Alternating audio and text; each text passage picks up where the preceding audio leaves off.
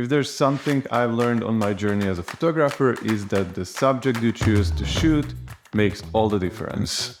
Whether you're a master of portraits, wizard of landscapes, or a maestro of street photography, each genre presents its own set of challenges. Today, I would like to show you my approach to car photography. Hopefully, it will help you to overcome some of your initial challenges in this genre.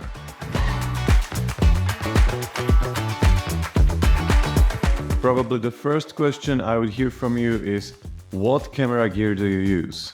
The simple answer will be that the gear doesn't matter and use whatever you have, but since I would ask the same question, here it is. For most of my content creation, including car photography, I use the Sony a7 IV with the Sony 24-70mm f2.8 G Master Mark II. More about this lens in this video. The third and the last essential piece of gear I would recommend to have around is a tripod. Most of the time I tend to shoot handheld, but under certain circumstances like low light for example, you will need to use a tripod. An additional piece of gear will be the polarizer filter for reducing various weird reflections. If you don't have one, don't worry because you don't need that 100%, just use whatever you have. This might sound super obvious, but don't forget to set up your camera to shoot RAW photos because you will need that extra flexibility in post.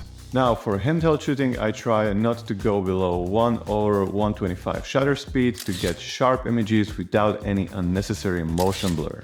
Then keep the ISO as low as possible. For me, it's between ISO 100 and 640. When it comes to aperture, it's your creative choice. Do you want to have the whole car in focus or do you just want to emphasize one particular part? Now let me talk a little bit about my approach and what types of shots I prefer. Try to take this only as an inspiration and not as a definitive guide to car photography because everyone has his own style and you will need to develop your own too. Also, if you have some other tips, please share them down in the comment section and let's learn from each other. First of all, I like to take this master shot when the car is dead center on the road. This way you can see and appreciate the whole car and you have also these nice natural leading lines in the shot. For me, this is the starting point because I can see here what are the best parts of the car and also what can the location offer. One small tip. If it's possible, try to shoot the car from the front and also from the back. If either side of the environment is not appealing, turn the car around. This composition is really quick and easy and it's really great for shooting rims for example. Use a little wider focal length, lower the camera to the ground and shoot up in the angle. For these photos I was between 24 and 35 millimeters. This angle will probably work the best on the corners of the car, but don't be afraid and experiment and go around the whole car.